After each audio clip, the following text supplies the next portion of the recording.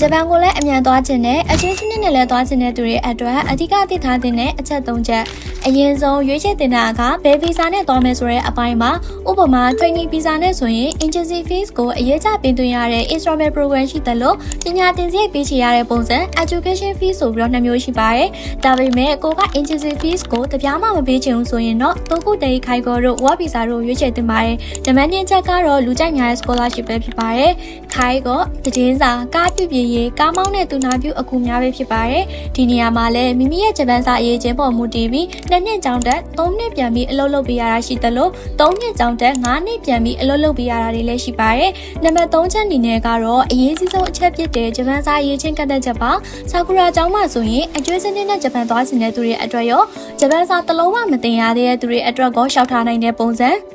N5 ကိုအခန်း20တီတင်ထားပြီးတဲ့သူတွေအတွက်ရော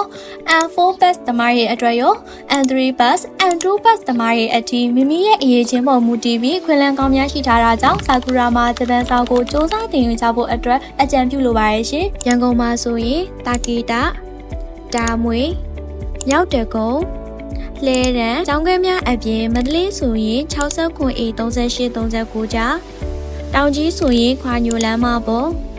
မော်လမြိုင်ဆိုရင်အောင်ဆန်းလမ်းမပေါ်